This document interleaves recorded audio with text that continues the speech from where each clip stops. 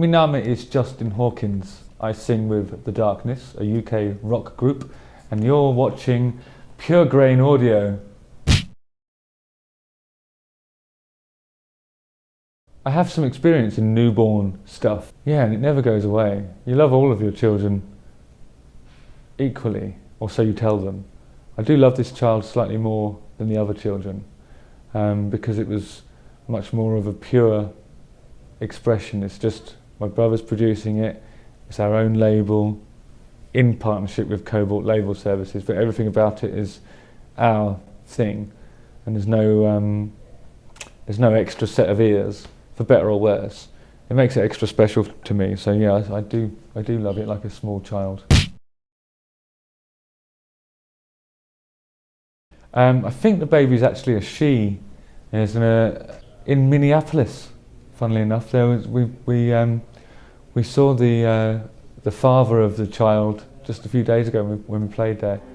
I can imagine that she's probably about 5 or 6 now, completely oblivious to the impact that she's had, I would imagine.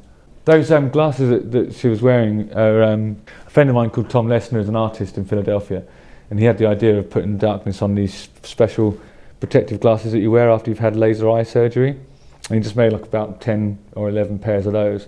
We sold them on the website for quite a lot of money. And this particular family bought a pair and then found that was the thing that calmed the child down when they're trying to get to sleep during the day. Took a picture of it and sent it to us, and they've just been sitting on that for years. Actually, it was about 5 years ago, I think, when she must have taken that picture. And then it became the inspiration for the album cover. So he's pleased, and we got a free album cover out of it. And in fact, they paid for the privilege almost. So. Seems a bit unfair, really, but you know.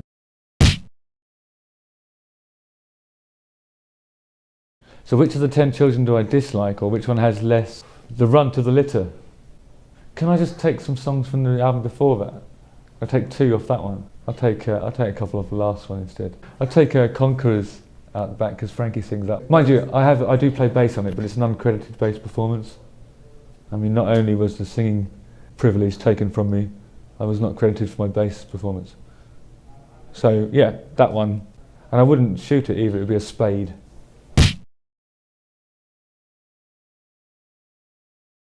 Oh, Barbarian, undoubtedly. Do I need to justify that, or is it kind of... Prove me wrong. Okay, there's lots of different facets of rock, isn't there? There's goblin rock. You know, you can pretty much put any word before the word rock to create a subgenre. But in terms of a pure rock record, I do firmly believe that it is the best you'll hear this year. And I think I was being a little bit naughty when I was suggesting it's the best you'll hear until we next create one. But I do stand by it. I mean, I think it's everything I've heard has been, everything else I've heard that's come out in the rock sphere has been retro rock or gardening rock or horticulturalist rock, which is also gardening rock, ornithologist rock, birdwatching rock, all that stuff. But in terms of just plain old 4 men doing rock, it is the best. That's why I said that, really, because it's probably the only rock thing that encompasses all those different sub-facets to create the umbrella of rock. I think if we had an unlimited budget for a music video, it'd be quite obvious that I'd be putting in a lot of fake receipts, you know, and my fee would be astronomical for a kickoff. And for every extra take, it would be additionals on top of there. I think it would be nice to sort of develop something that works on a subatomic level. So instead of going big, I'd like to sort of magnify what's right in front of us and explore to a minute sort of nano level. Maybe some sort of shrinking device. I'm always fascinated by inner space and that kind of thing. So to actually achieve some kind of shrinkage would be good. But I don't know whether, I mean, there's time constraints to that as well, because we don't have the technology to achieve what I'd like to achieve. But money would help, definitely. You'd end up with CGI. So yeah, let's go big. Let's go big. Let's build a vehicle. let's just drill to the centre of the Earth, find out what's really there. It can't be molten lava. There's actually a theory of the hollow Earth theory. You know that one?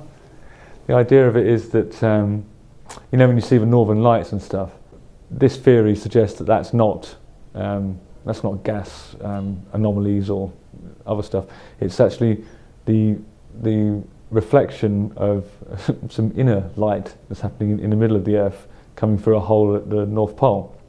So the Earth is kind of like that. There's molten lavy bits in between there, so that's why it's hot there. There's an extra sun, just like the normal sun, but in the middle of the Earth. And there's all kinds of sort of ancient, more advanced and less advanced civilizations within the centre of the Earth. So I think I would like to explore that, really. So let's just build a big drill, get down there and get the savages and the locals to help out with a big ensemble piece, sort of something along the lines of Lord of the Rings, but more sort of centre of the earthy.